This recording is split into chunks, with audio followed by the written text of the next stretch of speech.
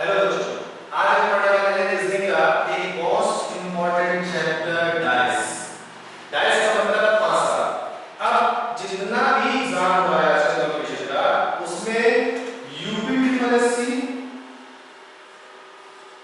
या यूपीपीएससी का CSAT, in exam में आपका ये डाइस चैप्टर है, इससे क्वेश्चन आता ही आता है। अब क्वेश्चन कैसे आते हैं? अगर एक क्वेश्चन दिया होगा तो उसके चार क्वेश्चन दिए होंगे नीचे उसी चैप्टर से, डाइस से। एक क्वेश्चन डाइस से होगा और एक डाइस बना कर देगा, उससे रिलेटेड चार क्वेश्चन आपको सॉल्व करने होंगे। तो आइए चलिए शुरू करते हैं। डाइस जो चैप्टर होता है, हम लोग घरों में बचपन से खेलते आए हैं पासा। पासा क्या होता है? एक ऐसी आकृति जो हमें सामने से दिखाई देती है पासे की, तो ये कहलाती है डाइस। देखिए इसकी डेफिनेशन है, three dimensional figures whose length, width and height are equal are called dice। ऐसा एक फिगर जिसकी ऊंचाई, लंबाई और चौड़ाई एक जैसी हो और हमें उसके तीन फलक आपस में दिखाई दे। अब ये फलक क्या होते हैं? इनकी लेयर्स। इस डाइस में तीन लेयर्स और हैं जो हमें दिखाई नहीं दे रहे, वो इसके पीछे हैं। जैसे ये जो फलक है, ये जो लेयर है, इसका अपोजिट लेयर इसके नीचे यहाँ होगा, और ये जो लेयर है इसका अपोजिट लेयर यहाँ होगा, और इस लेयर का अपोजिट लेयर कहीं यहाँ पर होगा। तो तीन लेयर हमें हमेशा दिखाई देती है और तीन लेयर नहीं दिखाई देती। इसी क्रम में डाइस कैसे होते हैं? हमारे पास दो टाइप के डाइस होते हैं, हम डिटेल्स में पढ़ेंगे आगे। ये जो डाइस बना हुआ है, हमें जब क्वेश्चन में डाइस मिलेगा तो हमें 1 2 3 ऐसे नंबर्स लेकर के आ सकते हैं, या कुछ सिंबल बन के आ सकता है, या अल्फाबेटिकल डाइस बन सकते हैं, या फिर किसी कलर का नाम या किसी सब्जियों में अलग-अलग सब्जियों के नाम लिख कर के आ सकते हैं इन्हीं फलकों पे। ठीक है? अब इसके आगे जो डाइस है,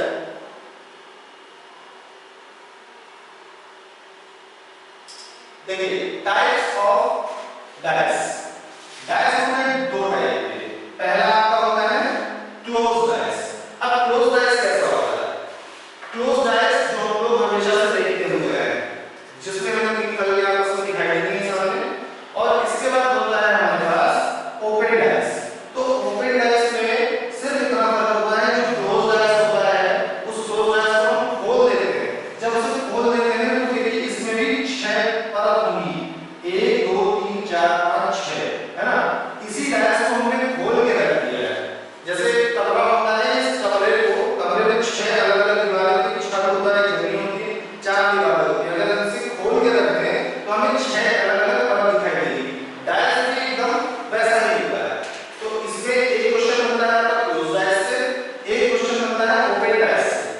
ये जो है, ये चैप्टर कई किताबों में अलग भी दे रखा है, जैसे क्यूब फोल्डिंग के नाम से भी जाना जाता है। ठीक है? इसमें अब इसमें कुछ रूल्स आते हैं। हम पढ़ने वाले हैं क्लोज डाइस।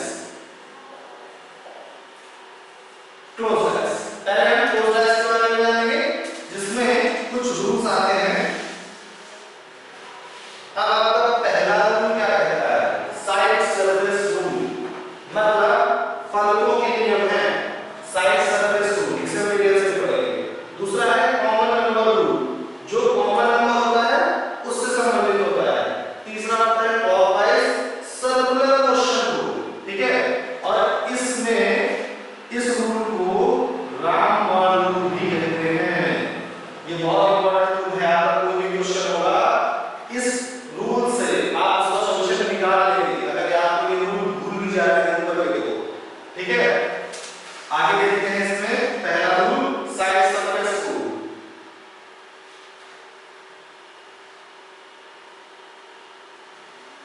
इसमें जो साइड सरफेस रूल दिया हुआ है, साइड सरफेस रूल में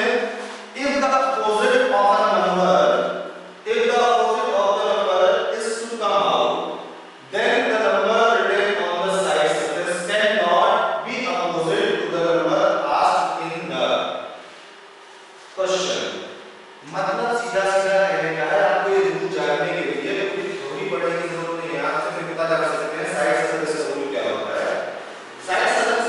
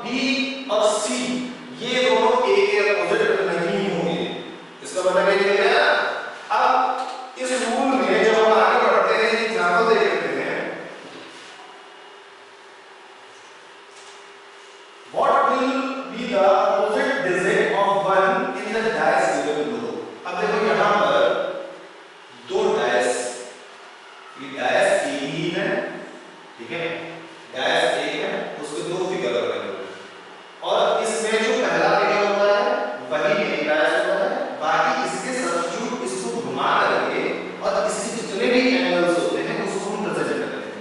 तो पहला हमने डायस लिखा जिसमें 5, 4 और 1 ये तीन नंबर्स हमें मिलने हैं, 5, 4 और 1।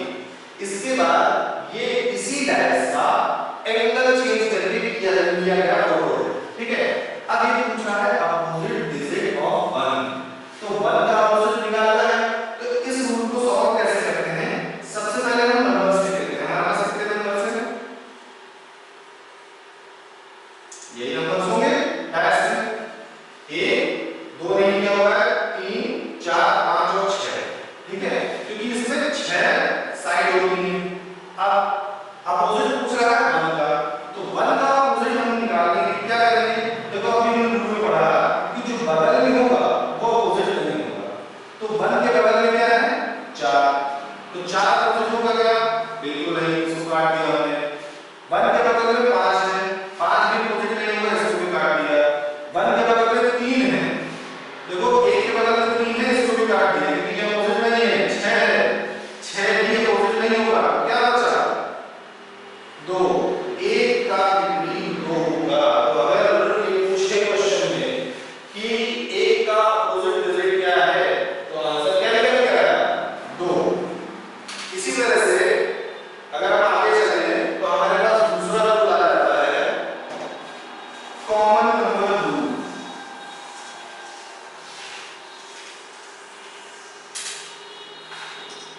अब जब हम कॉमन नंबर रूल की बात करते हैं तो कॉमन नंबर रूल में सबसे ज्यादा महत्वपूर्ण ये होता है कि आपके पास जो डायस का एक डायग्राम दिया हुआ है, उस डायग्राम में और जो उसके एंगल चेंज करके जो डायग्राम दिए हुए हैं उस डायग्राम में कौन सा नंबर कॉमन आता है? देखो in this rule in the given two pictures first 2 common numbers are written in the last 2 pictures, each of the numbers will be opposite of the each other. मतलब पहले जो दो चित्र दिए गए हैं, पहले जो दो फिगर दिए हुए हैं डायस के, उसमें से अगर पहला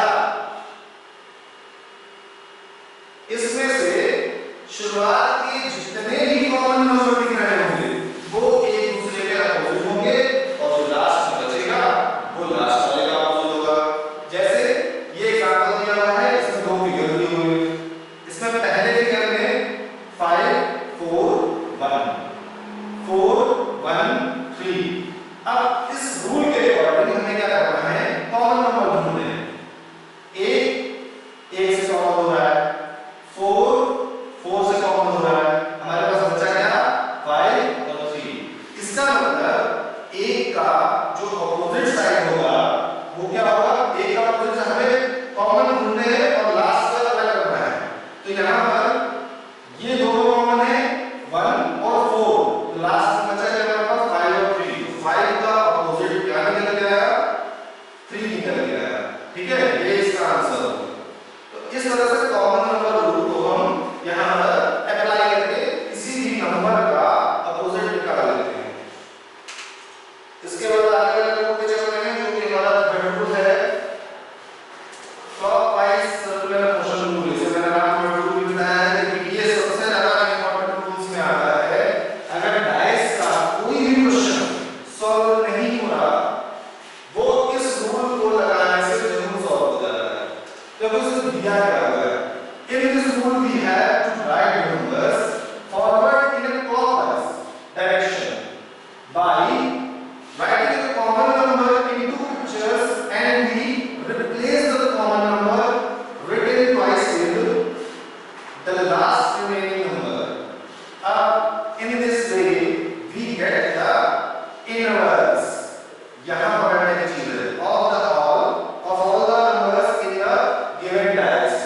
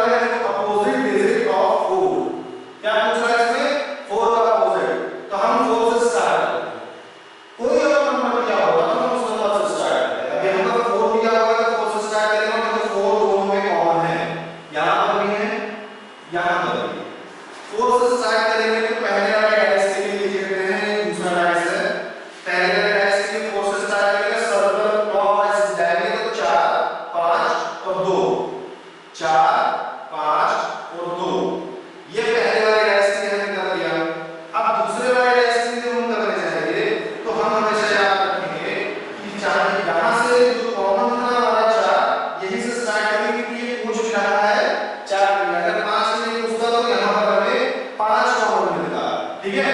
अब 4 से जब क्लॉकवाइज आएंगे तो ऐसे आएंगे इस डायरेक्शन में, तो यहाँ पर लिखेंगे 4 3 और 1 3 और 1। अब ये रूल जो है उस रूल के अकॉर्डिंग हम बनाएंगे 4, जिससे हमें पता चलेगा कि 2 का अपोजिट 1 है, 5 का अपोजिट 3 है। अब